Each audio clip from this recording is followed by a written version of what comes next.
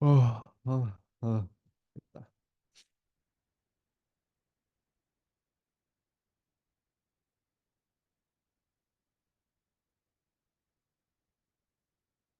네, 안녕. 오늘 좀 빨리 맞췄네.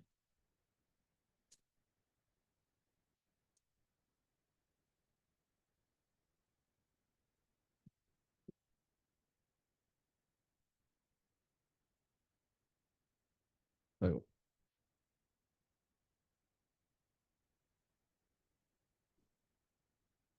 너는 아메리카노밖에 안 마셔? 진짜? 라떼가 없으면 좋은데. 속이 더부룩해? 그래.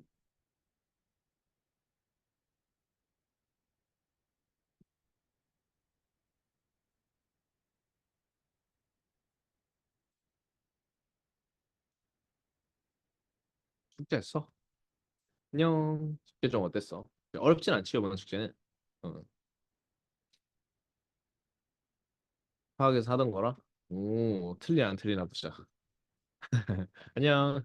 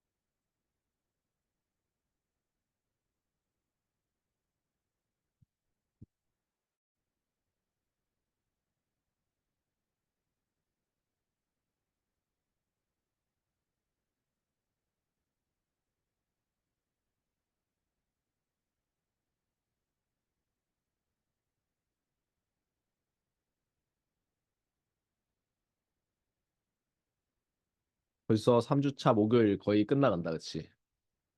3주차 목요일.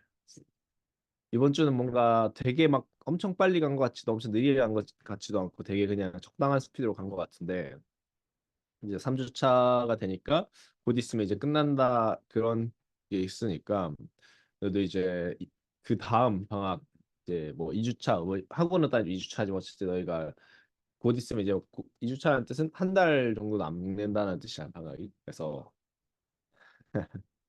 한 달 남았을 때 너희가 어떻게 잘 쓸 건지 잘 생각해보고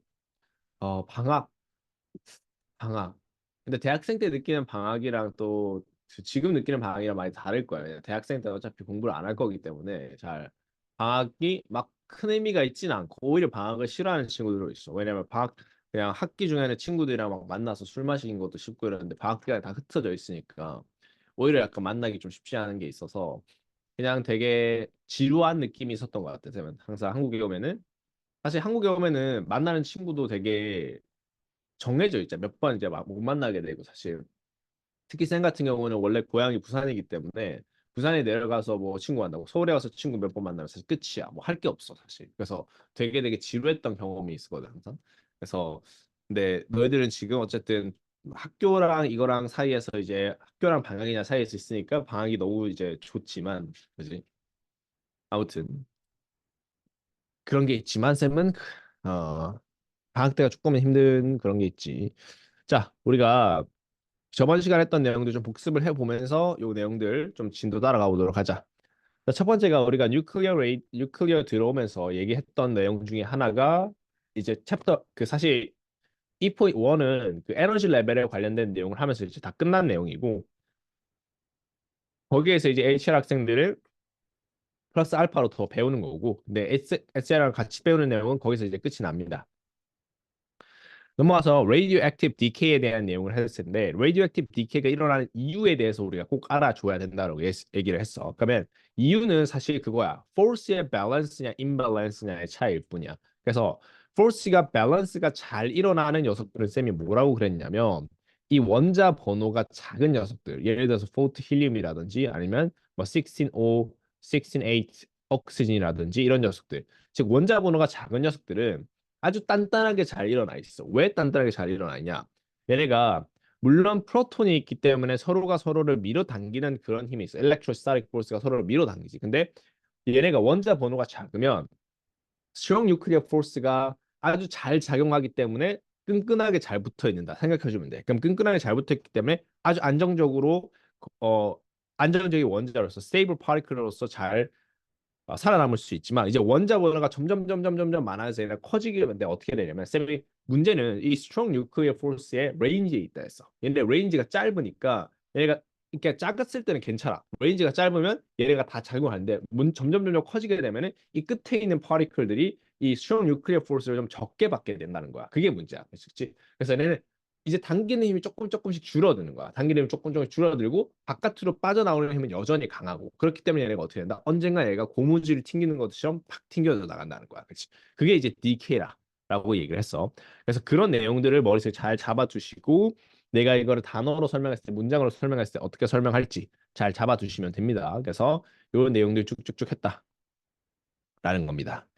자, 넘어와서 우리가 DK의 프로세스는 두 가지의 특징이 있다 그랬는데 첫 번째가 spontaneous, 두 번째가 random process라는 두 가지 결과를 가지고 있다라는 거. 이런 것도 가끔씩 이제 페이퍼 2에서 물어보기도 하거든. 어떤 프로세스의 특징이 있냐? 뭐 characteristic이라든지 이런 걸로 물어보니까 spontaneous and random process 두 가지 잘 생각해 주시고 그다음에 여기 있는 GM 튜브를 통해서 이 GM 튜브가 radioactive decay를 잡아내는 역할을 하는 그런 거야. 그래서 예를 들어서 1분에 몇 개의 DK가 일어났는지를 얘네가 잡는 거야. 그럼 소스가 이렇게 있으면 DK가 쭉 나오면은 쌤이 예를 들어서 100이 찍힌다 그러면 1분에 100개의 DK가 일어났다라고 생각을 해줄 수도 있겠지만 쌤이 이 소스를 치워도 한 15개 정도는 여전히 남아있다고 했어. 물론 15개까지는 안 돼. 뭐 한 3개, 2개밖에 안 되거든, 원래는. 아무튼, 또 남아있는 15개는 누구에 대한 이야기냐라고 했을 때 우리가 background radiation이라는 것에 대한 이야기였다. 그 백그라운드 레디에이션의 소스는 쌤이 2개 페이지 넘기면 이쪽 이 파이 차트에 잘 나타났다 그렇지? 뭐 레돈 가스라든지 코스믹 레이라든지 또는 푸드 앤 드링크에도 있고 그다음에 엑스레이 뭐 레디오 액티브 테라피에도 우리가 쓴다. 그리고 뉴클리어 웨폰, 뉴클리어 웨이스트 이런 쪽으로 많이 있더라라는 거. 여기까지 우리가 저번 시간에 했던 내용이다. 그렇죠? 자, 그러면 그 뒤에 나와 있는 뉴클리어 스테빌리티 그래프에 대한 이야기를 잠깐 볼 겁니다. 잠깐만. 얘가 어, 잠시만. 오늘 문제를 좀 넣어놨는데 왜 없어져 있지?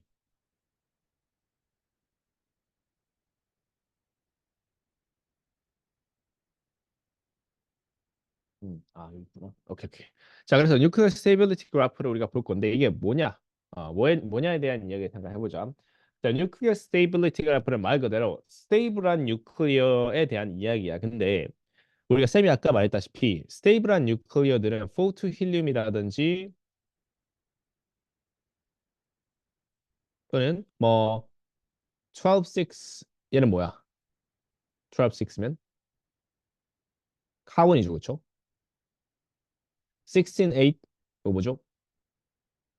옥시즌 뭐 이런 녀석들 있죠. 이런 녀석들처럼 원자번호가 작은 녀석들은 스테이블하다 그랬어, 그렇지?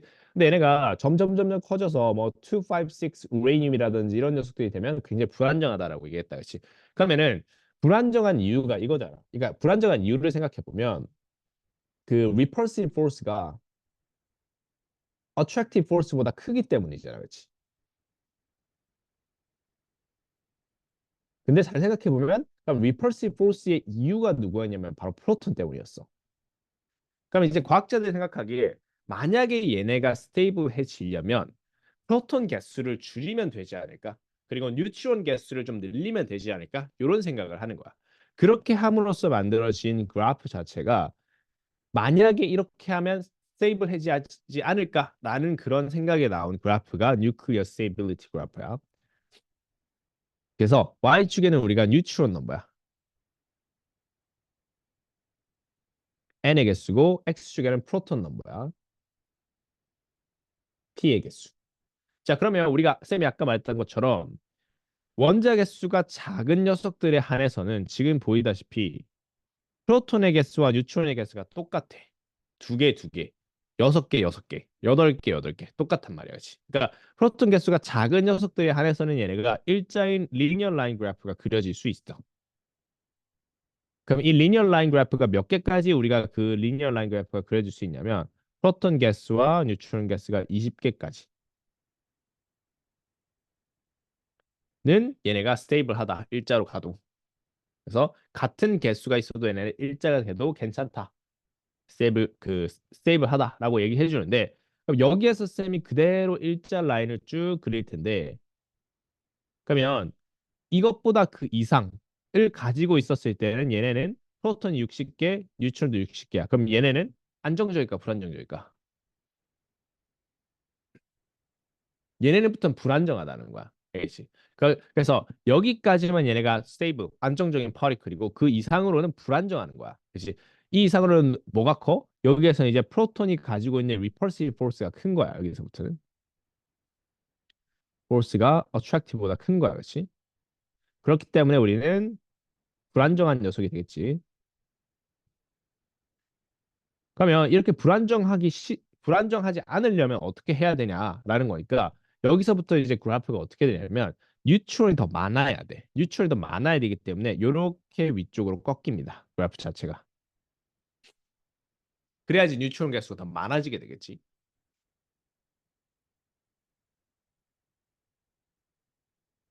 대충 어프록시메트한 넘버를 주고자 하면은 어느 정도 이제 어프록시메트한 넘버를 주냐 하면은 예를 들어서 이쯤에 해당되는 한 셈이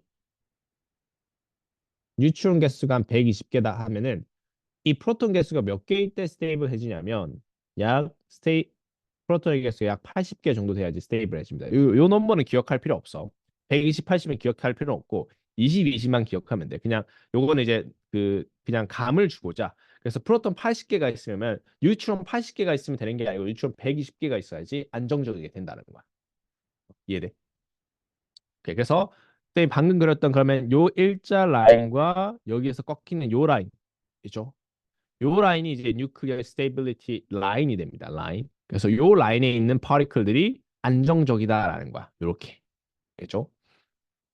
그래서 다시 결국에는 어쨌든 요 라인 뭐잘 보이지 모르겠는데 저기 라인이 우리가 안정적인 파티클이다. 그래서 이제 요 라인을 이렇게 씌우면 요렇게가 되겠죠. 저 라인이 stability line이라고 합니다. 안정적인 라인. 그래서 앞서 그림을 보시면 여기는 이렇게 나와 있어. 사실은 조금 더 얘는 현실적인 그림으로 나와 있는데 이렇게 이제 리니어 라인이 20까지는 약간 비슷하게 가고 거기서부터 이제 조금씩 올라가게 되네. 이제 스테이블 라인 그래프가 이렇게 나와 있고 요걸 조금 더 가장해서 그리면 이렇게 됩니다.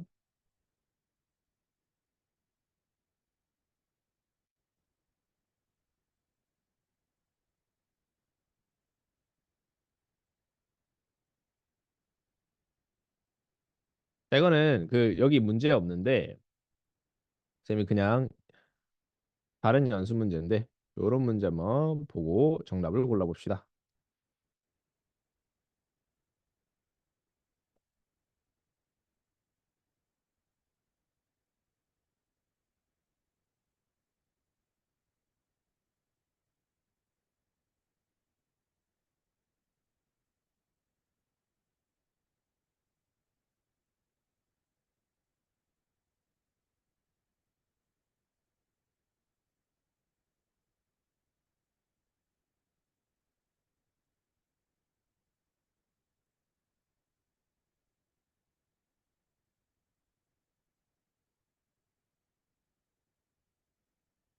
여기에서 줌에서 요즘엔 그걸 사용할 수 있더라고.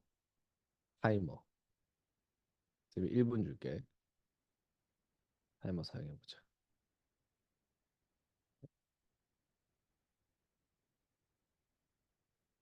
1분.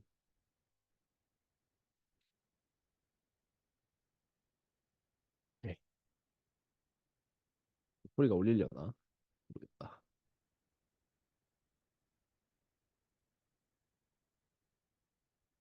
여기는 근데 안 보이지. 아, 여기는 안 보이네. 잠깐.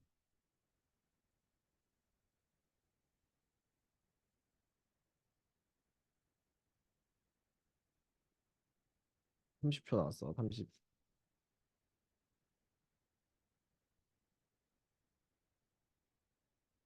다시 한번 말하지만 페이퍼 원 문제는 기본적으로 1분에서 2분 사이로 끊어줘야 돼.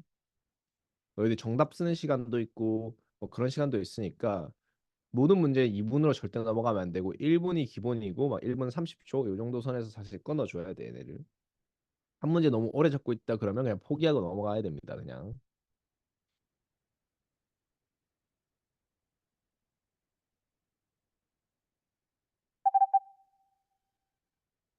끝. 신기하지. 너 그중에 타이머가 생겼더라고. 자, 그래서 자 지금 보시면 자 나는 A를 골랐다. B를 골랐다. C를 골랐다. C. 오케이. A 아니면 C냐? 이제 이 두 문제 두 개의 문제인데 자 지금 한번 봅시다. 1번 보면 for stable nuclei with high Z stable nuclei에서 high Z래. 그러면 여기에서 stable nuclei면 이 라인을 따라간다는 뜻이고 high Z면은 Z가 우리 뭐야? 프로톤 넘버다 그렇지? 그러니까 high Z면은 이쪽 파트를 말하는 거야. 이쪽 파트. 이쪽 파트면 이라는 뜻이야. 이쪽 파트면 N is larger than Z. 쌤이 뉴트론이 프로톤보다 많아야 된다 그랬다지. 그래서 이게 맞는 얘기야. 그지? 이쪽 파트에는 쌤이 뉴트론이 120개면 프로톤이 80개 돼야 된다라고 했으니까 뉴트론이 프로톤보다 많아야 된다. 이런 뜻입니다. 아시겠죠? 맞는 얘기입니다. 1번. 자, 2번. For stable nuclei with the small z, n equals to z. 이건 맞는 얘기다. 그치? 어디에 대한 이야기? 얘네는 여기에 대한 이야기다. 그렇지? 그래서 n equals to z가 맞는 얘기다. 그치? 일자 라인이니까. 자, 세 번째. All stable nuclei have same neutrons than have more neutron than proton인데 방금 뭐라 그랬어? 여기에서는 n equals to z라 그랬잖아. 무조건 많은 건 아니다, 그렇지? 그렇기 때문에 얘는 틀린 얘기가 되는 거야. 그래서 1번이 정답이 됩니다. 자, 오케이. 자, 그러면 쌤이 이제 무슨 얘기를 할 거냐면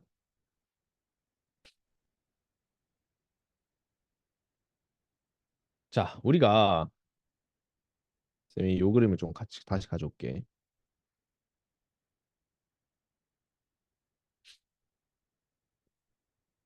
여기에서 뉴클리온의 개수가 많으면 디케이가 일어난다 그랬고 그 디케이가 일어나는 파트는 이쪽 끝쪽 부분들이라 했어. 그렇지? 근데 쌤이 디케이가 일어난다라는 건 결국에는 왜 디케이가 일어나냐?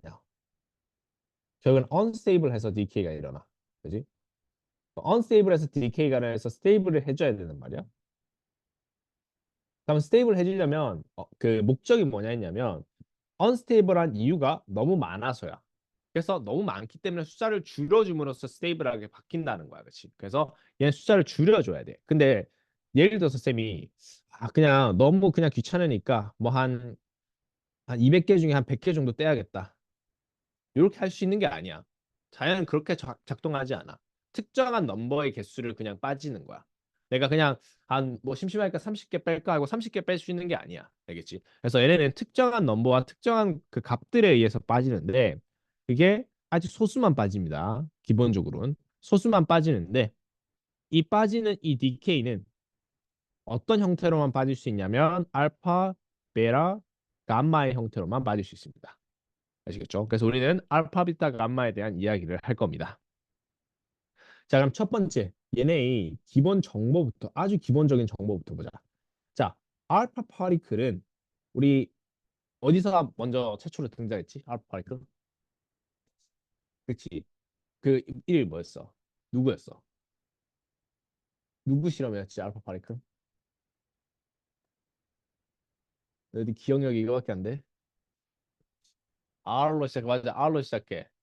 러, 러, 러, 러더퍼드였잖아. 러더퍼드. 러더퍼드의 알파 파리클 익스페리먼트였잖아. 그치? 그때 쌤이 알파 파리클 뭐라 그랬어? 얘네 정체가. 포트 힐륨이라고 했다, 그렇지? 포트 힐륨이 얘네 정체는, 알지? 그럼 비라 파리클은 뭐냐? 비라 파리클 혹시 들어본 적 있어? 처음 들어봐? 비라 파리클은 일렉트론입니다. 가마 파리클은 들어본 적 있지? 가마 들어본 적 있지? 어디서 나와? 가마. 가마 어디서 나오게? 감마레이. 그렇지. 그러니까 우리 visible light, UV ray, X-ray, 가마레이였잖아. 그 감마야. 다시 visible light, UV, X-ray, 감마. 오케이? 그 감마. 제일 위에 있는 그 감마입니다. 그래서 감마는 그냥 감마입니다. 자, 그러면 좀 질문을 하겠는데 왜 굳이 힐리움이라 부르면 될 걸 알파라 부르고 일렉트론이라 부르면 될 걸 비라라고 부를까? 무슨 차이점이 있을까, 얘네는? 뭔가 차이점이 있습니다. 차이점이 있는데 뭔 차이가 있을까? 얘 알파하고 힐리움하고 무슨 차이가 있냐면 봐봐. 디케이를 한다고 치면은 쌤이 아까 말했다시피 힘의 차이가 있어서 이렇게 튕겨나간다 했잖아. 힘의 차이가 있을 때 튕겨나갈 때 그냥 이렇게 나오는 게 아니야. 얘네가 잘 끌고 있다가 팍 튕겨나가기 때문에 굉장히 빠른 속도로 나와 얘네가. 알겠지? 그래서 이거 전체 전부 다 빠른 속도로 굉장히 빠른, 특히 얘네 두 개는 얘네 어차피 그 레이디에이션이기 때문에 빛의 속도로 나오는 거고 얘네 두개 굉장히 빠른 스피드로 나옵니다. 빠른 스피드로 나온다는 뜻은 곧 많은 양의 키네틱 에너지를 가지고 있다는 뜻이야. 그래서 그냥 단순히 힐리움과의 차이점이라고 얘기하자면 많은 에너지를 담고 있는 이라고 이제 붙여야 돼. 이제 high energy. 빠른 속력과 하이 에너지를 가지고 있는 일렉트론이다. 그게 예를 들어서 B랍니다. 그래서 조금의 차이가 있어. 그래서 굳이 우리가 이름을 다르게 불러주는 이유가 바로 그런 이유에 있습니다. 그래서 알파, 비타, 감마의 정체에 대한 이야기를 여기서 우리가 하는 겁니다. 그래서 여기 우리 원자 번호 요거 잘 기억해도 알파 같은 경우는 4 힐륨이니까 그냥 4 적으면 되고 비타 같은 경우에는 0 마이너스 1이 되겠지. 0 마이너스 1. 왜 마이너스 1이야? 이제 일렉트로니까 프로톤의 반대니까 그렇지? 프로톤의 반대니까 0 마이너스 1이고 감마 같은 경우는 아무것도 없습니다. 그냥 감마는 지 혼자 존재하는 포톤이기 때문에 빛이기 때문에 아무것도 없는 0가 되겠다. 자, 그러면 이제 알파, 비타, 감마에 대해서 우리가 이렇게 배웠는데 얘네를 잘 비교를 해줘야 됩니다. 잘 비교를 해주는 표를 이렇게 만들어 놨어, 쌤이. 자, 그럼 요거를 각각 좀 살펴봅시다. 첫 번째, 얘네 아이덴티티, 포트, 힐리움, 일렉트론, 감마. 그냥 잘했다, 그렇지? 차지 보시면 힐리움은 두 개다, 그렇지? 그래서 플러스 2, 비라, 즉 일렉트론은 마이너스 1, 감마는 0이라고 했다, 그렇지? 여기까지는 우리가 그냥 기본적인 정보야, 그렇지? 그다음 레인지부터 여기까지가 너희들이 조금 잘 숙지해주고 있어야 되는 내용이야. 외우란 뜻이야. 자, 물론 이게 정확한 숫자를 외울 필요는 없어. 그냥 대충 저런 값만. 레인지는 알파는 보통 2에서 10cm, 센티미터 단위밖에 못 가. 평 튀어나오고 그냥 없어집니다. 보통 일반적으로. 그래서 요 정도 딱 거리 가겠죠. 한 요 정도 거리가 맥시멈이야. 맥시멈 가고 없어집니다. 자, 그다음에 미라 같은 경우에는 보통 미터 단위로 나가. 1미터. 그래서 평 갖다 한 요 정도 되면 없어지겠죠. 한 1미터니까. 이 정도 되면 없어집니다. 그다음에 가마 같은 경우에는 오랫동안 나갈 수 있어. 왜냐면 빛이기 때문에 그뭐 빛이기 때문에 멀리 갈 수 있어. 그래서 킬로미터 단위로 내가 간다 생각해 주면 됩니다. 자, 두 번째가 아이오나이제이션인데 우리가 알파 같은 경우는 플러스 2 charge를 가지고 있기 때문에 아이오나이제이션 파워가 강합니다. 그래서 아이오나이제이션 파워 강하고 B라는 미디움, 그다음에 감마는 로우라고 생각해 주면 되는데 아이오나이제이션이 말하고자 하는 게 결국은 뭐냐면 얘네가 얼만큼 위험한지를 일반적으로 얘기해 줘.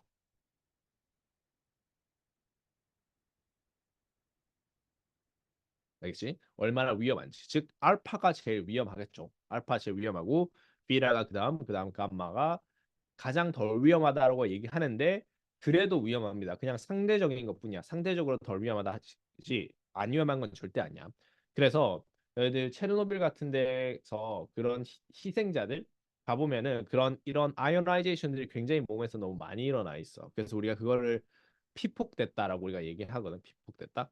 그랬을 때 얘네가 아이오나이제이션이 되면은 당연히 휴먼 셀 당연히 우리가 데미지가 되기 때문에 엄청나게 큰 화상을 막 입게 돼. 그래서 엄청 그 고통스럽다고 그래. 근데 그것뿐만 아니고 얘네는 DNA 구조까지 파괴시켜. 그래서 우리가 DNA 뮤테이션이라고 하죠. 그래서 그 뮤테이션이 일어나서 그 너희들 체르노빌 근처에 막 이상한 생물 막 쥐인데 갑자기 막 쥐가 막 이만하고 막 눈이 막 빨갛고 뭐 이런 애들 있거든. 그래서 다 그런 DNA 뮤테이션이 일어났기 때문에 다 그렇습니다.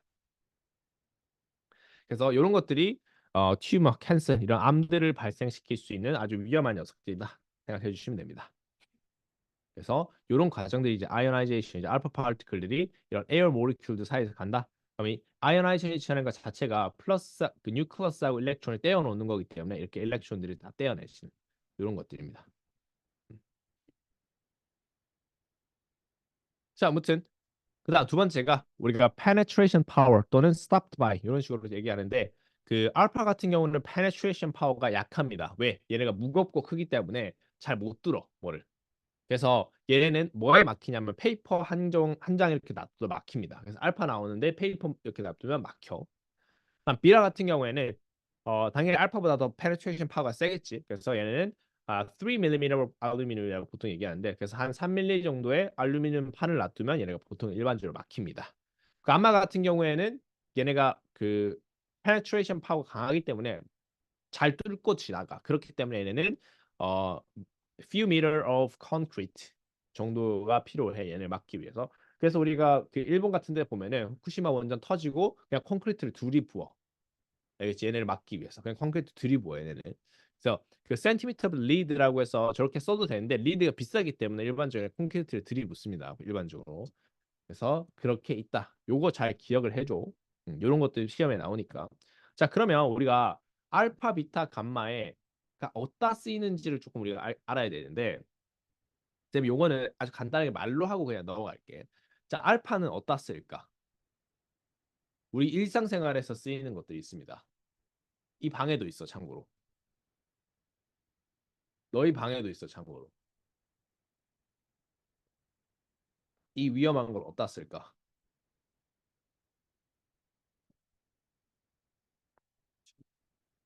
전기?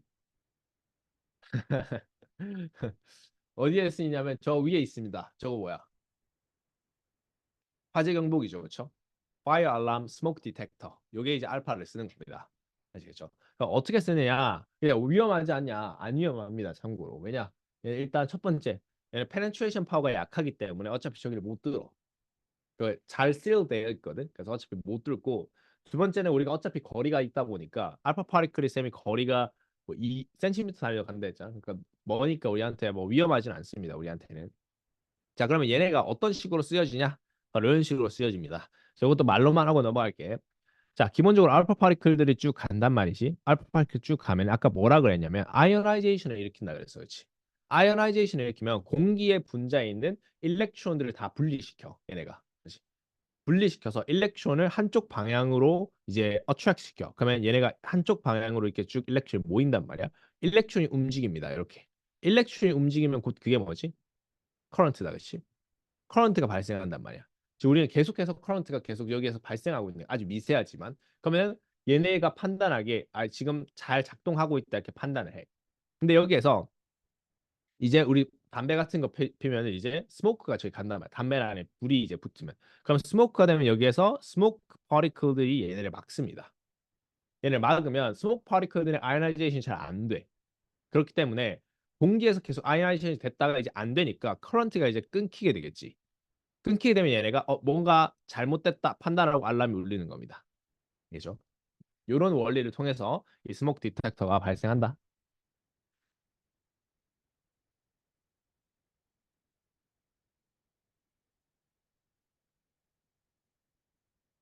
자, 두 번째, B라는 어디에 사용하냐? 비라 파티클들은 일반적으로 공장에서 많이 사용합니다. 공장에서. 왜냐면 쌤이 아까 뭐라 그랬냐면 알루미늄 3mm에 막힌다라고 그랬잖아. 그렇지? 그러면 이 내용을 좀 이용하는 거야. 그래서 우리 너희 알루미늄 그 집안에서 가장 많이 사용하는 게 어디야? 그렇지. 쿠킹 포일이잖아. 그렇지. 포일에서 많이 사용한단 말이야. 그러면 쿠킹 포일을 많이 사용하면 그 쿠킹 포일에 그 공장을 생각해봐. 공장을 생각하면 이렇게 얘네가 얇기 때문에 이렇게 롤러로 얘네가 이렇게 돌리면서 이렇게 얇게 만들어져. 그지? 근데 예를 들어서 쌤이 3mm로 만들었다 치자. 3mm로 이렇게 만드는 게 목적이야, 공장에서. 근데 3mm로 만들면 여기에서 알파 파리클들이 이렇게 소스가 알파 파리클 소스가 있잖아. 여기서 그럼 비타 파리클 소스가 있어. 비타 파리클이 여기 나와. 그러면은 비타 파리클을 예를 들어서 3mm에서 하면은 내가 100개를 쏘면은 10개만 감지한다고 치자. 그러니까 몇 개는 뚫고 몇 개는 안 뚫게 되겠지. 그치? 근데 갑자기 어느 날 얘네가 10개만 감지해야 될 게 90개가 감지가 돼. 그럼 그 뜻은 무슨 뜻이야? 이 포일이 두꺼워졌다는 뜻이야, 얇아졌다는 뜻이야. 얇아졌다는 뜻이. 그래야지 잘 통과하니까. 그러니까 뭔가 공장이 지금 잘못 돌아가고 있다는 뜻이야. 그렇기 때문에 얘네 그 롤러를 재수정한다든지 그런 이제 짓을 하겠지. 그러니까 그런 용도로 쓴다는 거야. 미라 파리클을 쓰는 거. 음. 자, 마지막 가마 파리클을 쓸 때는 이제 라디오 테라피밖에 없습니다. 그렇기 때문에 튜머 이런 것들을 제거하는데 이제 사용을 하게 되는 거야. 그래서 그럼 어떤 거를 사용하냐? 가마 파리클이 아까 말했다시피 penetration 즉 이렇게 뚫고 지나가는 걸 잘한단 말이야. 그렇지? 그렇기 때문에 뭐 알파 파리클이나 비타 파리클을 쓰면 일단 너무 위험하기도 하고 어차피 뼈를 못 뚫어 얘네가 뼈를 못 뚫기 때문에 어차피 사용하기가 어렵고 가마 파리클들이 뼈를 뚫어서 안쪽에 있는 타겟에 정밀하게 우리가 할 수 있다. 근데 문제가 뭘까? 예, 문제가 뭘까? 예를 들어서 쌤이 가슴 안쪽에 튜머가 있다고 쳐. 그 라디오 테라피를 했어. 근데 가슴 안쪽에 있는 그 지나는 모든 통로에 있는 셀들이 다 데미지를 받겠지. 이제 그게 이제 문제야. 알겠지? 그러면 라디오 액티브가 계속 된단 말이야. 그렇기 때문에 얘네가 그러니까 그렇게 되면 라디오 액티브가 되면 아까 그 위험성이 뭐냐가 냐면 튜머가 생길 수 있다는 위험성이 있다고 했다 그렇지. 그러니까 암을 제거하기 위해서 암을 생길 수 있는 위험을 감수해야 돼. 근데 이게 약간 이런 거야. 양자택일이야. 이걸 안 지우면 100% 죽어. 근데 이거를 지우다가 또 다른 암이 20% 생길 수 있어. 그럼 어차피 100% 죽을 바야. 이렇게 거는 거잖아. 그렇지? 그러니까 그런 느낌이야, 얘네가. 이것도 굉장히 위험한 거야. 그래서 요즘에는 레이디오액티브 테라피 감마로 쓰는 거를 잘 안 해. 감마로 쓰는 거 잘 안 하고 그 중성자를 돌려가지고 이런 거를 하는 것도 있거든. 그래서 뉴트론을 돌려가지고 하는데 그거는 굉장히 비싸. 한 번 치료를 받는데 막 1억, 2억씩 한다고 하더라고. 근데 그게 이제 원래는 그 일본하고 저번 쪽에 있었는데 근데 이제 한국에서 이제 하나 생겼어. 한국에서는 생기면 좋은 게 뭐야? 의료 혜택이 있기 때문에 보험을 받기 때문에 우리는 얼마 안 한다고 그래. 그래서 몇백만 원에 이제 치료를 받을 수 있게 되는 아무튼 그렇다고 합니다. 그래서 이런 것들 있다라는 거 그냥 이런 이유수만 있다라는 거 좀 잘 머릿속에 이해를 해주면 좋을 것 같아요. 어떤 원리가 있는지 정도. 자, 그러면 조금 더 이제 중요한 내용을 가봅시다. 자, 이제 조금 중요한 내용을 가볼 텐데 우리가 알파, 비라, 감마가 있었다, 그렇죠? 자, 감마는 우리가 생략을 할 거야. 왜? 얘는 어차피 에너지니까 에너지 덩어리가 나와도 아무것도 안 바뀌거든. 우리는 알파 파리클과 비라 파리클에 대한 이야기를 할 겁니다. 자, 비라 디케이부터 먼저 해봅시다. 자, 비라 디케이부터 먼저 해볼 텐데 아래에 있는 복잡한 식이 있어. 근데 요거를 쌤이 그냥 그 이렇게 보니까 되게 복잡할 수 있는데 좀 단순화시켜서 해볼게. 자, 예를 들어서 쌤이 그냥 포트 힐륨을 좋아하기 때문에 이 힐륨 파리클이 있다고 쳐보자. 물론 이거는 그냥 example이야. 힐륨 파리클이 디케이를 하진 않아 일반적으로. 근데 쌤이 그냥 이 example을 드는 거야. 자, 힐륨 파리클이 디케이를 했다고 쳐보자. 그래서 얘네가 힐륨 파리클이 디케이를 했어. 뭐가 있냐면 아까 비라 디케이를 했어. 비라 마이너스 디케이를 하겠지. 그러면 비라 파리클이 나올 거 아니야. 그래서 0 마이너스 1 비라 파리클이 나와. 그러면 플러스 쌤은 어떤 새로운 어떤 이제 그 입자가 생길 텐데 얘네가 가지고 있어야 될 이 넘버들이 우리는 궁금한 거지. 첫 번째. 이 넘버에 뭐가 들어가야 될까? 야, 그럼 굉장히 쉽습니다. 얘네 두 개 더해서 얘네가 나오면 돼. 알겠지? 즉 0 더하기 네모는 4 이거야 그냥. 알겠지? 0 더하기 네모는 4. 그러면 뭐야? 얘는 4지 그냥. 얘는 4입니다. 4. 그다음에 마이너스 1 더하기 네모는 2야. 그러면 네모는 3이 되어야만 되겠죠. 그래야지 두 개를 더하면 2가 나오니까. 끝입니다. 이렇게 해주는 겁니다. 되게 쉽지? 자, 그러면 얘네의 정체는 뭐냐? 3. 우리 원자 번호 3 뭐야? 리튬이다, 그렇지? 리튬. 이런 식으로 되는 겁니다. 근데 중요한 건 또 이겁니다. 여기에서 이렇게만 되면은 참 좋을 텐데 이상하게 한 개가 더 튀어나와. 얘네는 그냥 알고 외워줘야 돼. 뭐가 튀어나오냐면 우리가 혹시 너 뉴트리노라고 들어봤어? 처음 들어보겠지. 뉴트리노라는 녀석이 우리가 요렇게 생겼어. 그 V를 눕혀놓은 모양인데 V를 눕혀놓은 모양인데 이렇게 생겼고 얘네가 비라 파리클 즉 비라가 일렉트론이잖아. 그러니까 일렉트론 뉴트리노라는 게 나옵니다. 그래서 일렉트론 뉴트리노인데 또 여기 중요한 게 뭐냐면 여기 짝대기가 하나 붙어. 이 짝대기가 뭐냐면 안티 파리클이라는 뜻이야. 안티. 그래서 이걸 뭐라고 읽어주냐면 안티 일렉트론 뉴트리노 이렇게 읽어주시면 됩니다. 그래서 정확한 이름은 네, 다시 안티 일렉트론 뉴트리노. 자, 이거는 그냥 외우는 거야. 얘네 그 비라 디케이가 일어나면 안티 일렉트론 뉴트리노가 나온다. 그냥 외우는 겁니다. 얘네는 이해하는 게 아니야. 그냥 외우는 거야.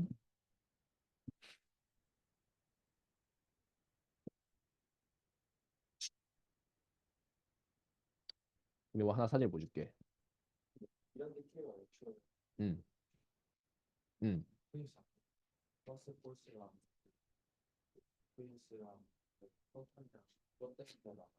음. 어, 그것 때문에 생각한 건데 일렉트론이 어떻게 나가냐. 얘네가 비라 디케이를 하면서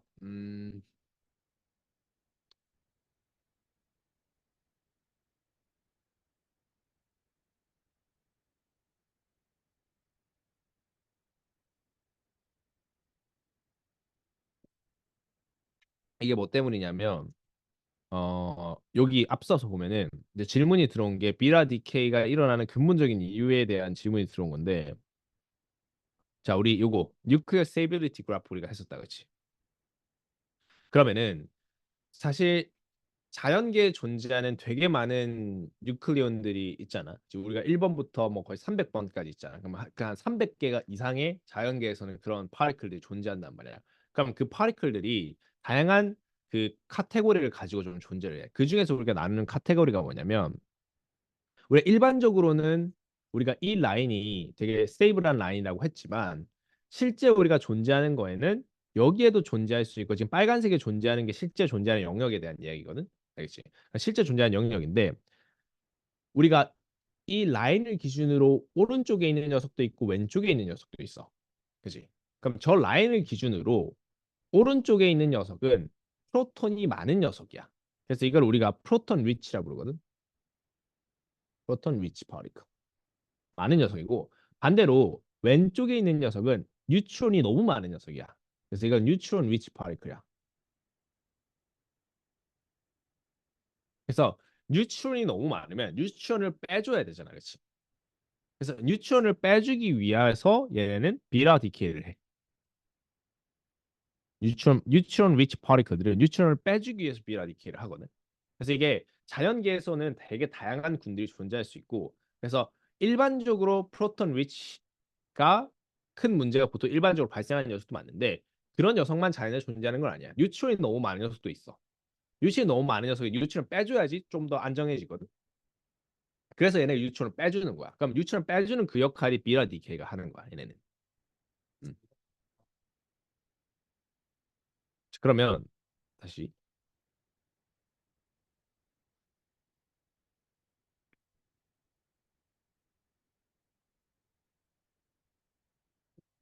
일렉트론이 빠져서 뉴트론을 빼는 것보다 그러니까 뉴트론이 많으면 프로톤을 더해줘야겠다 이런 개념이지. 그래서 우리가 여기 있다가 얘네가 예를 들어서 뉴트론 위치라고 치자.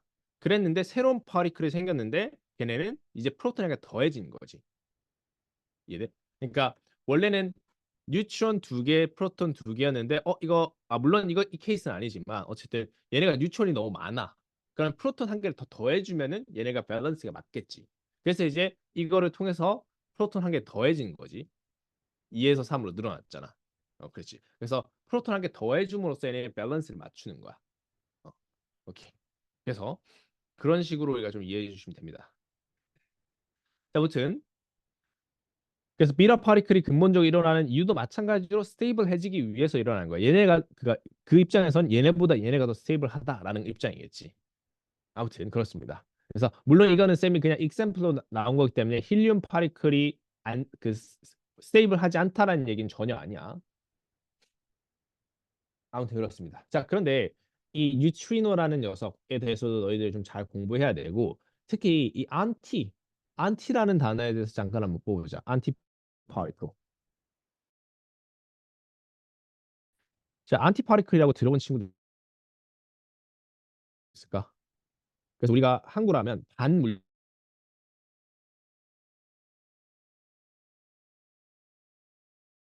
반물질 이렇게 얘기하거든. 안티 파리클. 그래서 너희들이 책을 좋아하는지 모르겠지만 소설책 중에 그 다빈치 코드라는 소설이 있어. 혹시 들어본 적 있나? 처음 들어봐. 알아? 그 맞아. 그 게임이 있는데 그 다빈치 코드의 그 소설이 있어. 스티븐 킹이라는 사람이 쓴 소설인데 거기에서 뭐라고 얘기하냐면 물론 이건 소설이지만 반물질이라는 게 있다. 물질이 있으면 반물질이라는 게 있고 이 반물질이 그 소설 내용이 이 반물질을 가지고 있는 아주 약간 불순한 단체가 있는데 그 단체가 세상을 멸망시키려 하고 있다. 반물질이 이제 세상에서 물질과 반응을 하면 이제 세상이 그러니까 엄청난 폭발이 일으켜서 세상이 멸망한다. 아무튼 거기에서도 이제 반물질이 오는데 이게 그 안티파리클에 대한 정체거든. 우리가 파리클이 있으면 안티파리클 무조건 존재해. 알지? 파리클, 너희가 알고 있는 파리클 뭐 있어? 예를 들어서 파리클 뭐 있죠? 기본적인 파리클. 여태까지 배운 거 중에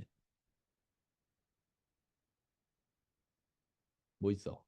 프로톤 있잖아, 프로톤.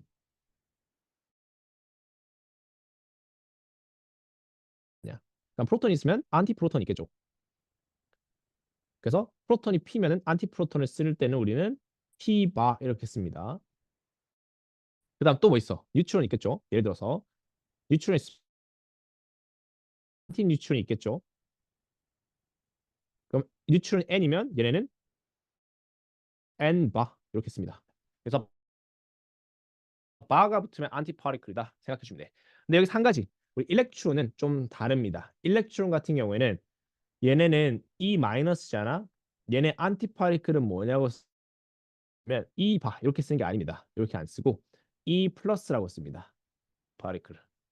왜 E 플러스라고 쓰느냐? 이 안티파리클의 특성에 있는데 안티파리클을 이 파리클과 이 안티파리클을 비교했을 때 얘네 중요한 특징 첫 번째는 같은 마스를 가지고 있다. same 마스를 가지고 있다.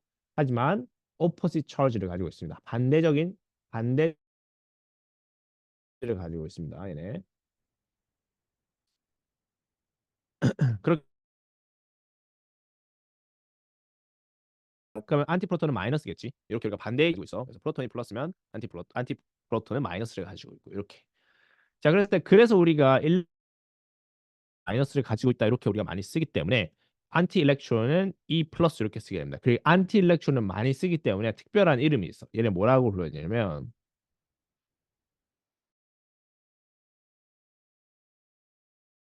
시트론. 요 이름 나올 거니까 기억해둬야 돼요.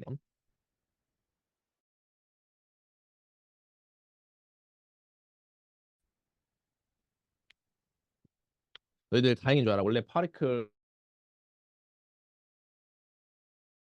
피직스가 한 파트가 있었거든. 내 통째로 빠졌어 IBS 이제. 파리클 안 배워도 돼. 내가 쌤이 사진 하나 보여줄 텐데 이게 뭐냐면 자 이게 뭐냐? 일본에 있는 한 시설입니다. 일본에 있는 한 시설인데 시설이라기보다 이제 그 랩이야 연구실이야. 연구실인데 주변에서 잘 안 보이네.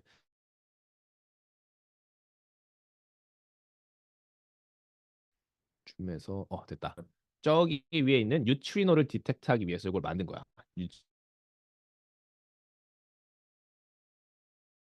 자, 왜냐면 뉴트리노가 우리 아까 00 뉴트리노라고 했다. 그렇지? 엄청 작거든. 그걸 디텍트하기가 정말 어려워. 그래서 얘네가 일쪽에 쏟아지면 그 중에 한 개 정도 우리가 디텍트할 수 있거든. 그래서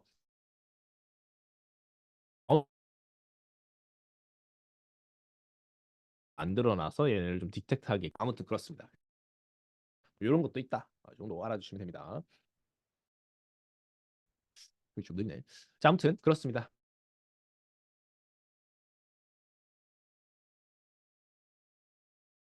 좀 해보도록 합시다.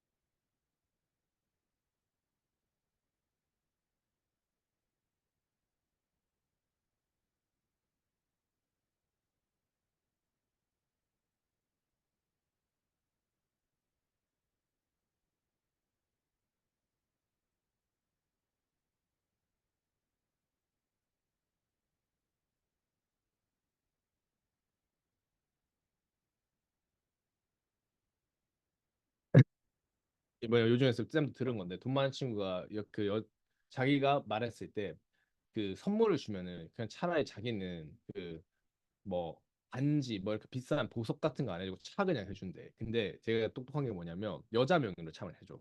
그래놓고 자기가 그러니까 그 차를 하면은 보통 이제 그 월 단위로 계산한단 말이야. 한 번에 내가 뭐 2억 주고 차를 사지 않는단 말이야. 보통 월 계산해. 하면 월 한 300이라고 치자. 월 300을 이제 내주는 거야 계속. 그랬다가 헤어져. 그러면 자기 명의로 돼 있잖아. 그럼 걔가 내야 돼. 그러니까 그런 식으로 해주는 거야. 어. 그러니까 약간 어떻게 보면 가성비로 이렇게 가성비인데 이만큼 좋게끔 약간 포장을 해주는 거죠. 여자 입장에서 나 2억짜리 차 받았다. 남자친구가 돈 내준다 하다가 갑자기 헤어지자. 그럼 그냥 뚝 끊어버려. 그네 명이니까 네가 내야지. 이렇게 쓰는 거. 그래서 요즘 애들이 되게 클레버해. 어, 그렇게 하든지 그렇게 하든지 그런 식으로. 그래서 좀 다 당하고만 모든 누구든 당하고만 있지 않아. 다들 똑똑해 요즘에. 그치 그치. 자기도 타고 뭐 어떻게 하다가 그냥 이렇게 막 헤어지면 그냥 네 명이니까 네가 내야지 왜 내가 내 이렇게 하면은 자기는 빼도 박도 못하는 거야. 그냥 그걸 중공으로 팔아가지고 그냥 돈을 갚던지 여자는 그렇게 해야지. 음, 그런 식으로 된다니까. 약간 그런 느낌이야. 그런 느낌이지. 음. 그래서 그냥 그래서 아무튼 뭐 결혼 얘기하다가 이 생각이 나온 건데 그래서 아무튼 쌤도 약간 그런 항상 뭐 약간 결혼을 이제는 해야겠다 약간 이런 생각이 점점 드는 그런 시점이고 나이가 드는 것 같아. 그래서 쌤도 주변에 형들이 이제 하나둘씩 이제 장가가고 이러니까 나도 해야 되나? 그리고 또 이제 중요한 그게 있어. 결혼식은 어떻게 할까? 되게 여자친구랑 잘 맞춰야 되거든 말이. 그래가지고 예를 들어서 내 여자친구는 내가 엄청 큰 데서 하고 싶어 해. 막 이러면 또 골치 아프거든. 그래서 특히 유학생들이 너 있으니까 막 좀 주변에 이제 좀 아는 사람들 많고 이러다가 나중에 보면 전부 다 막 신라 호텔에서 되게 많이 해 결혼식을. 신라 호텔은 기본 이제 대관료 해서 꽃하고만 해도 한 1억 3천이란 말이야. 1억 3천이야 얘네들은.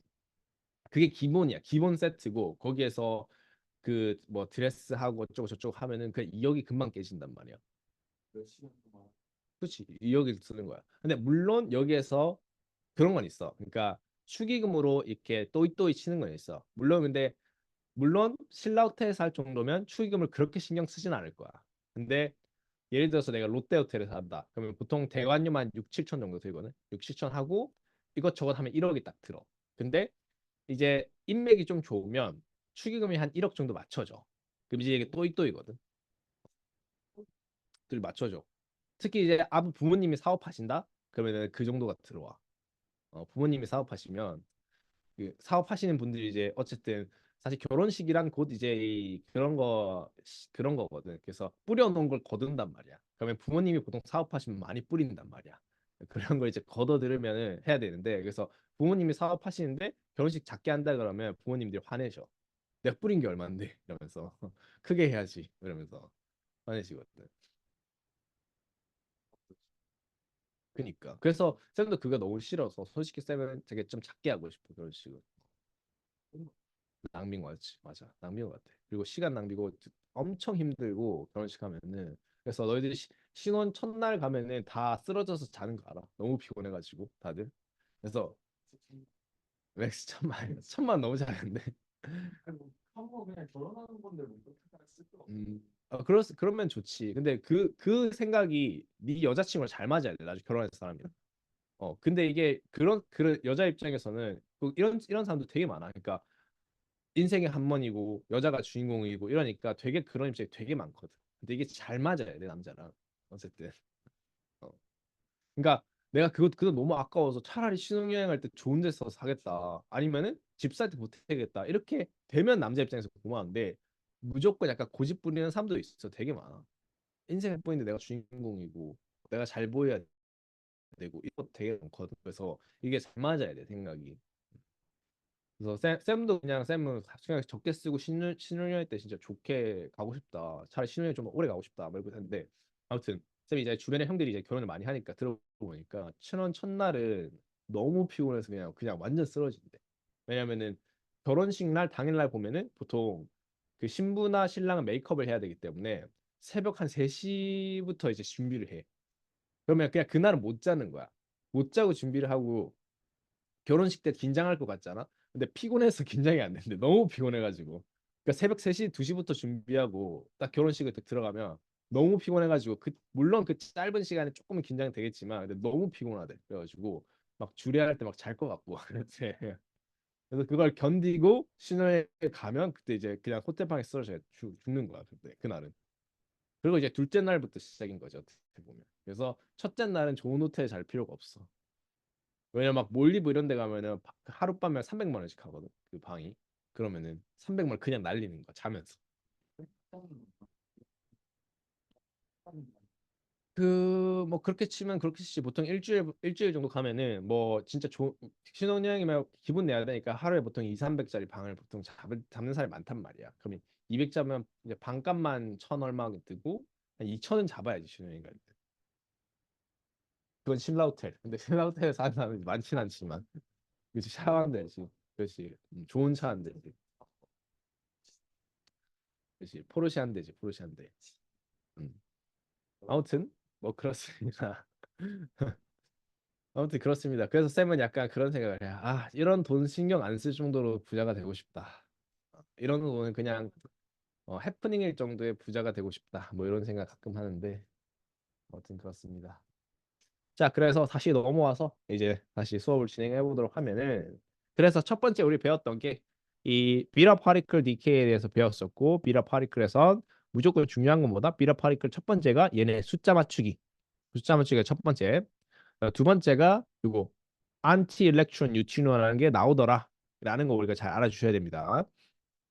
그다음 안티파리클이 뭐냐? 안티파리클은 같은 메시지만 어포지 처지를 가지고 있는 어떤 녀석들이다 정도까지만 알아주시면 됩니다. 아시겠죠? 그래서 앞쪽 넘어가시면 이렇게 이제 있는데 여기 쌤이 이제 아주 제너럴한 이퀘이션을 이렇게 적어놨어, 그렇지? 그랬을 때 비라 파리클 나오고 요거 안티 일렉트론 뉴트리노 나온다, 그렇죠? 그래서 example도 마찬가지로 한번 보시면 됩니다. 자, 넘어가시면 이제 뭐가 있냐면 비라 플러스 디케이가 있습니다. 비라 플러스. 비라 플러스는 뭘까? 비라 플러스는 뭐게?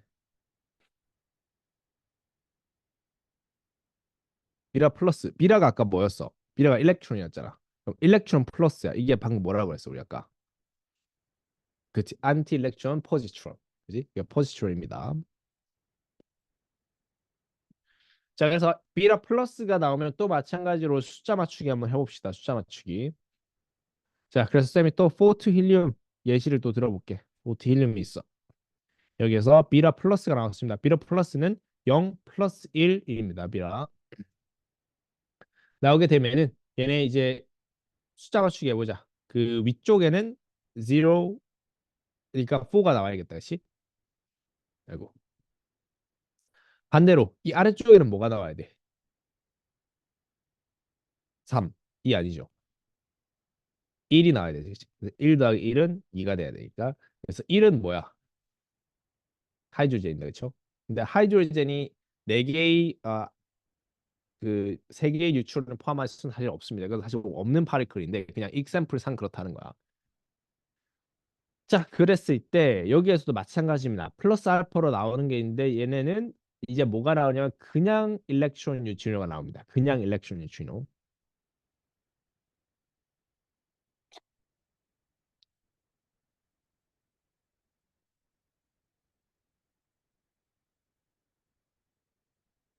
그래서 이거 그렇게 어렵지 않죠. 자, 그다음 이제 그 다음에 나오는 게 바로 알파 파리클 디케이입니다. 알파 파리클 디케이. 자, 알파 파리클 디케이도 마찬가지로 굉장히 쉽습니다. 얘네는 뒤에 아무것도 나오는 게 없어. 그래서 되게 쉬워. 그래서 우리 숫자 맞추기 놀이만 잘 하면 됩니다. 얘네는 알파 파리클은. 요거 익샘플 보시면 우리 283이 4 더하기 234가 나와야지 238이 나온다. 그렇지? 그래서 이렇게 숫자 놀이. 자, 밑에 거도 9 더하기 2가 돼야지 92가 나온다. 그렇지? 그래서 이것도 마찬가지 숫자 놀이. 다행인 건 알파 파리클은 뒤에 아무것도 나오는 게 없다. 이렇게 생각해 주시면 됩니다. 오케이. 좋습니다. 에이씨, 뒤에 이상한 문제들이 있네. 자, 그러면 뒤에 넘어가서 요 문제 한번 풀어봅시다. 그 뒤에 문제 말고 요 화면에 나오는 문제 한번 풀어봅시다. 요것도 1분 30초 해야지. 1분 30초. 1분 30초. 어떻게 갖고 30초. 1분.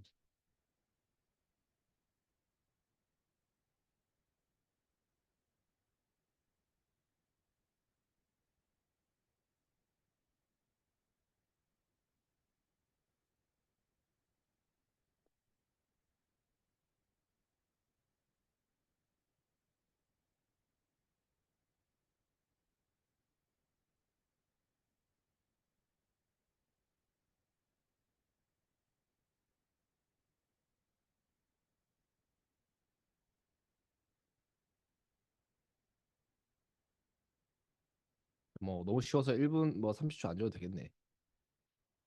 그지? 그냥 바로 해봅시다. 몇이 나오죠? 몇 번? 스캔. 그렇죠. A죠.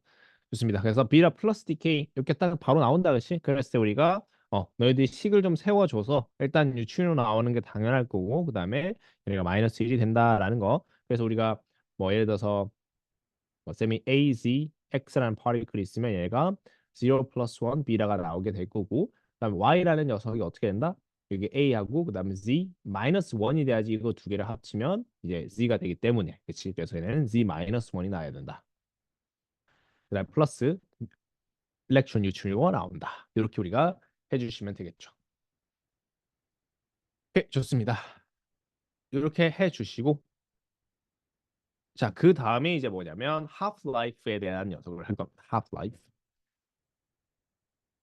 자, half-life가 뭐냐? 말 그대로야. 내가 예를 들어서 쌤이 포트 힐리움이 한 개, 두 개, 아,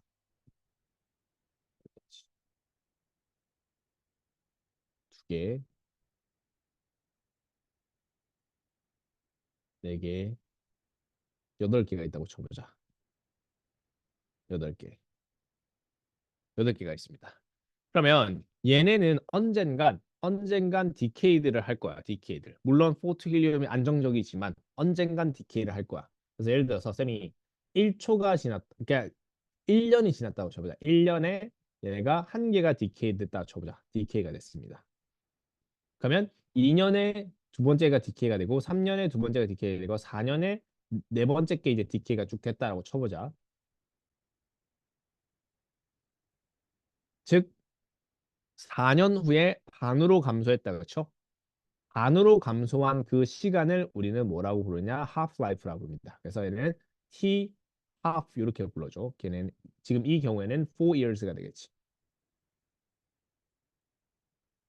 굉장히 쉽다, 그렇지? 그래서 기존에 있던 파티클, 기존에 있던 그 뉴클리아이들이 반으로 감소하는 그 시간을 말합니다. 그래서 half-life is time taken for half of the undecayed nuclei to decay. 이게 얘네의 그거고 지금 보시면 이런 식으로 얘네가 쭉 exponential decay를 한다라는 거 알고 있고 얘네가 1000개에서 500개로 반으로 감소하는 요 시간이 half-life가 되겠죠. 하프라이프가 우리 쌤이 방금 example로 그냥 1년, 2년, 3년 해서 그렇지 하프라이프랑 사실 굉장히 깁니다. 그래서 uranium 235의 하프라이프는 704 millions year이 됩니다. 그래서 굉장히 잘 안 해. 솔직히 잘 안 해요, 원래는. 자, 근데 생각해 보면 이런 게 있지 않을까? 우리 우레니움을 쓰려면은 핵 같은 데 많이 쓰잖아. 아니면 뉴클리어 파워. 근데 저렇게 늦게 디케이 하면 어떻게 쓰나? 못 쓰잖아. 그럼 어떻게 해? 우리 나중에 뉴클리어 퓨전을 배울 건데 2, 3, 5 우레니움에 뉴트론을 하나 쏩니다. 그러면 얘네가 어떻게 되냐면 2, 3, 6 우레니움이 돼. 얘네는 엄청 빨리 디케이해. 요렇게 이용하는 거야. 그래서 이 우레니움을 근데 이 선생님 방금 뉴트론을 쏜다 그랬는데 우레니움에 이게 쏘는 게 특정 에너지를 가지고 쏴야 돼. 그렇기 때문에 이 기술이 이 핵 기술의 핵심이야. 특정 속도를 특정 에너지를 가지고 쏘는 거. 알겠지? 아무튼 그렇습니다. 자, 이게 어, 하프라이프의 답니다. 하프라이프의 답고 여기엔 얘네는 조금 더 그 example question들이 좀 중요한데 얘네들 한번 풀어봅시다. 풀면서 한번 봅시다. 자, 이 문제는 마찬가지로 1분 30초 주도록 할게. 요건 없어 참고로 거기에 너희들 준 거에. 쌤이 이거 업데이트 시켜놨는데 쌤이 어, 네, 오늘 저녁쯤에 새로운 파일로 업데이트 시켜줄게.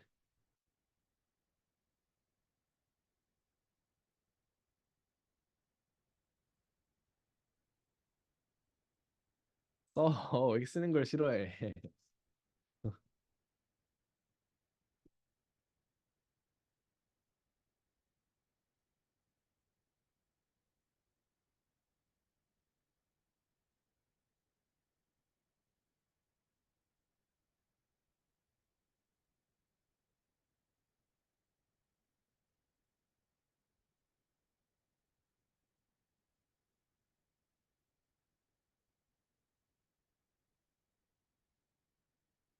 아, 아이, 타이머 스타트를 안 했네. 잠깐만. 그러면 이걸 내리고 40초.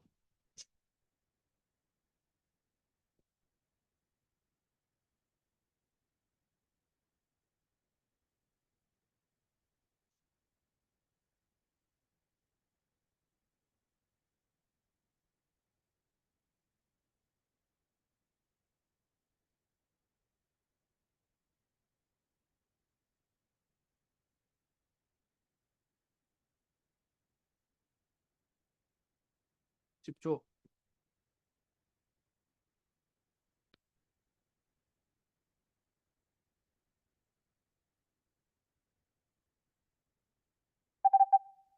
오케이.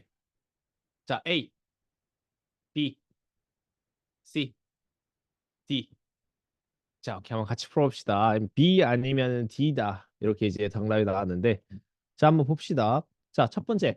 X라는 녀석에 있어서 얘네 하프라이프가 50세컨드래. 그지? 그러면 X의 입장에서 쌤이 한번 볼게. 쌤이 X의 입장에서 첫 번째 그냥 N개가 있었다고 쳐보자. 그러면 50초 후에 얘네는 반으로 감소했다. 그렇지? 50초에 그러니까 half of N이 남게 되겠다. 그렇지?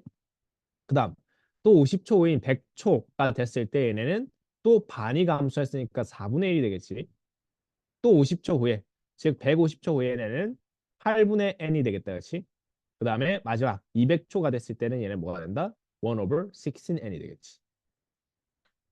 Y의 입장에서 볼까? Y의 입장에서는 100초가 걸린대. 즉 처음에 내가 n개가 있었다라고 치면 얘네는 100초 후에 half of n이 되고 그다음에 200초가 딱 된 두 번째 얘는 두 번밖에 안 겪게 된다. 그렇지? 200초가 되면 1 over 4n이 됩니다. 즉 우리는 1 over 16n divide by 1 over 4n이 얘네가 문제에서 요구하고자 하는 거겠지. 뭐가 된다? 1 over 4가 됩니다. D가 정답이 되겠죠.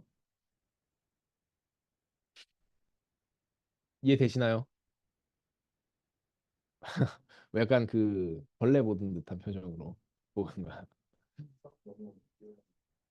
짜증나? 오케이, 오케이. 자, 다음 문제도 한번 봅시다.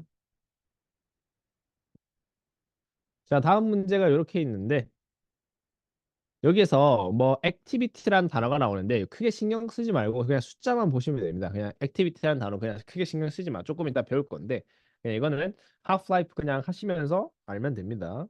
하프라이프 문제 얘네는 그냥 어 넘버 파티클이라 생각해 줘. n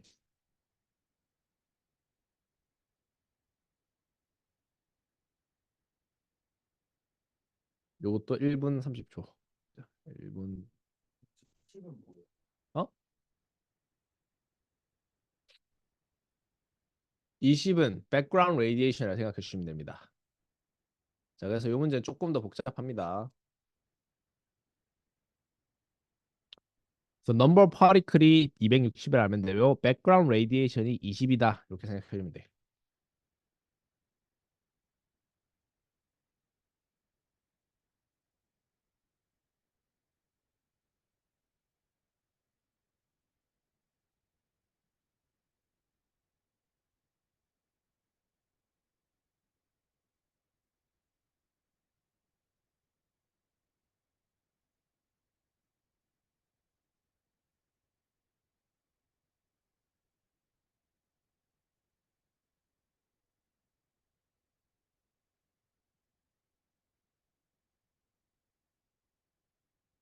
30초 정도 나왔습니다.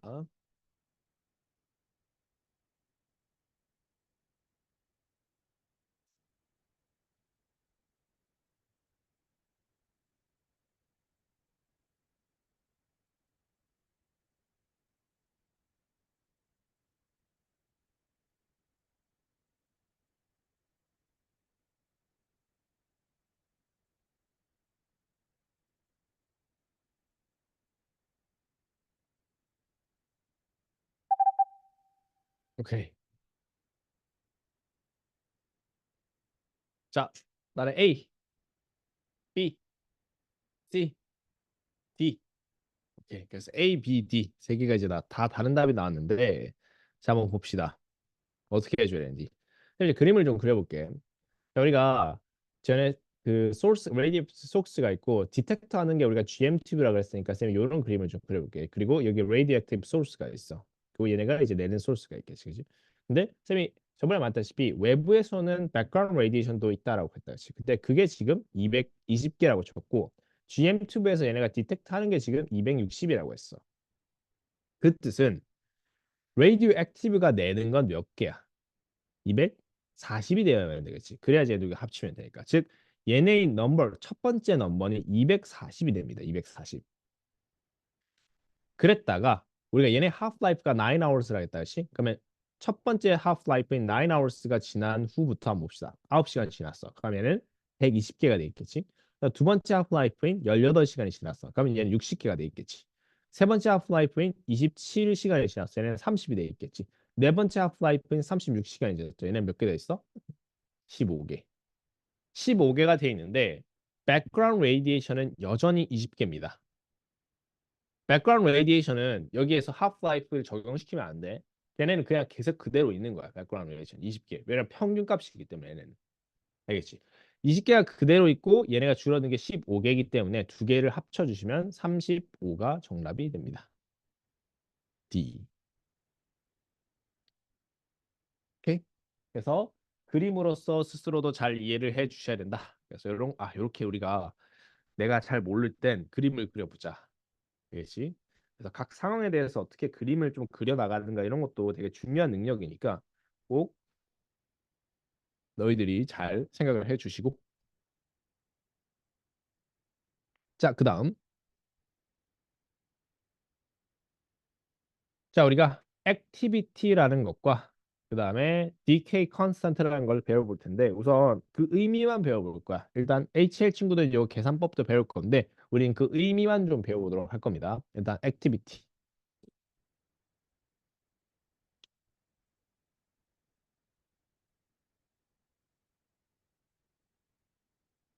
자, activity가 뭐냐라고 하면은 쌤이 다시 요거를 그림을 좀 가져올게.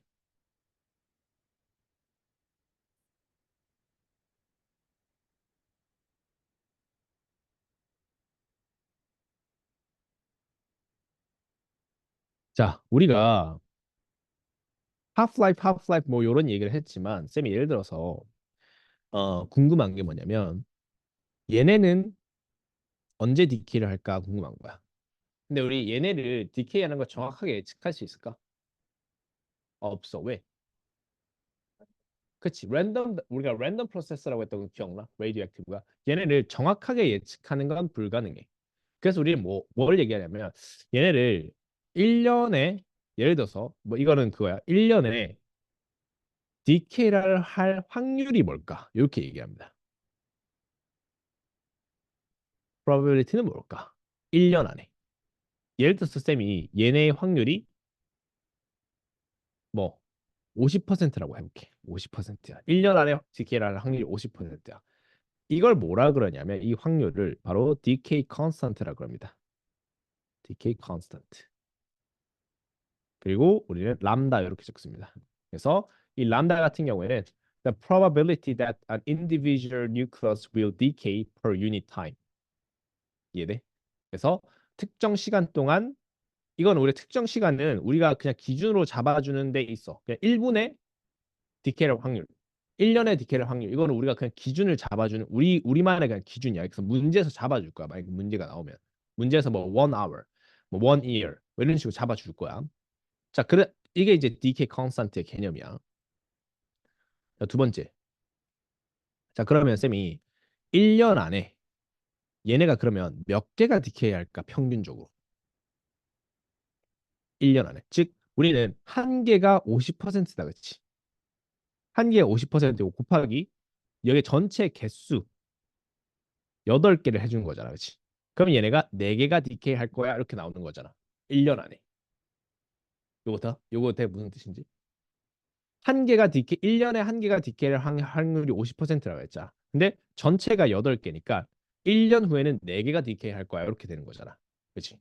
즉 우리는 얘네의 probability에서 곱하기 얘네 number of nucleus를 다 곱한 거야. 이게 뭐냐면 바로 activity입니다. A. 그래서 activity는 the number of decay per unit time입니다.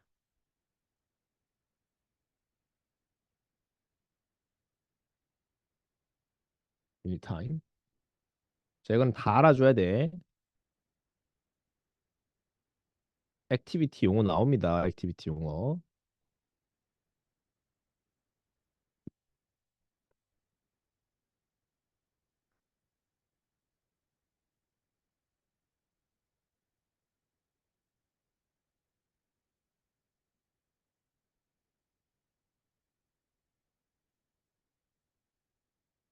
거긴 없어. 참고로. 페이퍼에는 없어. 거긴 없고 그냥 따로 적어야 됩니다. 얘네.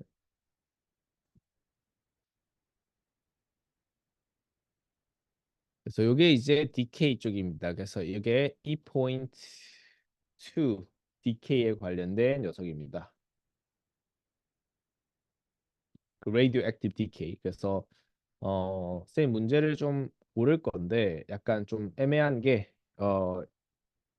이 뭐야 뉴클리어 앤 퀀텀 피직스가 정말 많이 줄어들었어. 이 양이 너무 줄어들어가지고 책에 나오는 내용을 가지고 어쨌든 문제를 선별해야 되는데 선별하는 게 쉽지 않더라고. 그래서 아직도 문제를 보고 있어. 그래서 아마 오늘 저녁쯤에 올릴 건데 조금 늦게 해도 상관없으니까 주말 시간 이용해도 상관없으니까 선생님 좀 아마 오늘 문제 선별한다고 늦게 낼 수도 있어. 그 이걸 아니면 점심시간에 좀 빨리 먹고 낼 수도 있고.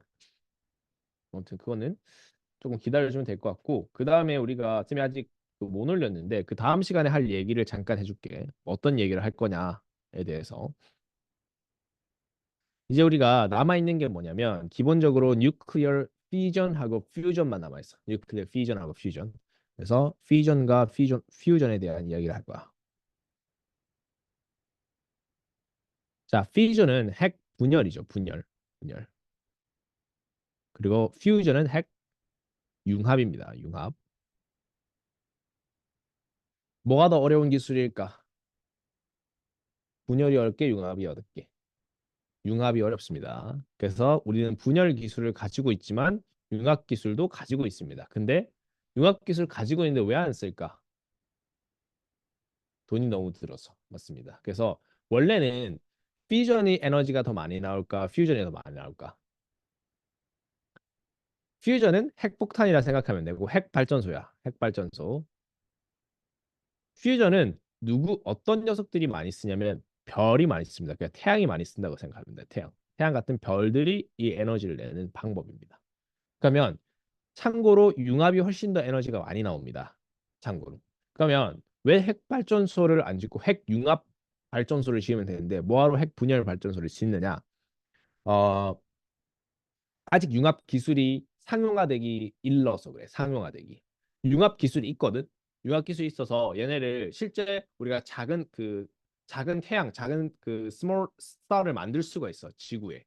그래서 만들 수 있어. 핵 분열을 시켜가지고. 근데 핵 분열을 1시간 동안 시키려면 그 한 도시에 1년치 전기를 써야 돼.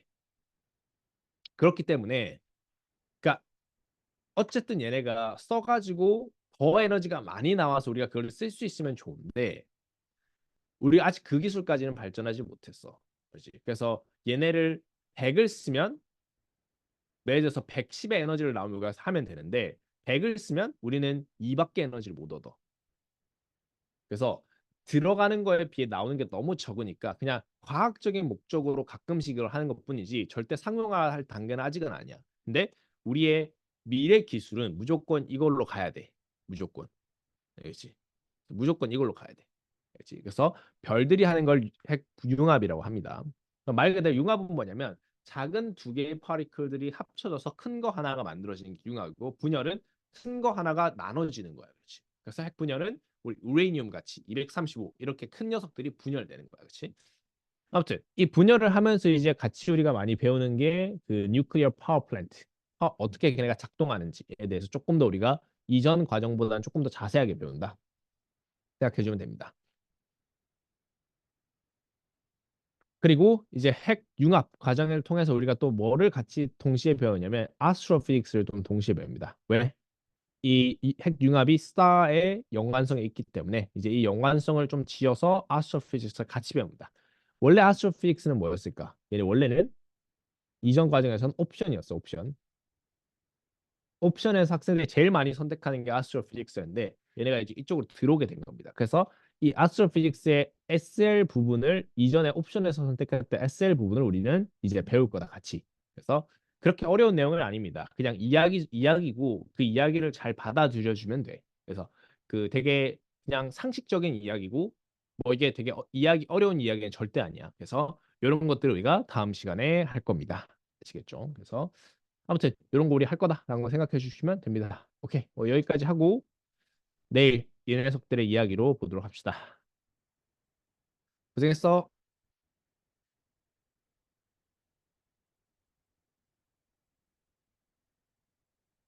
안녕.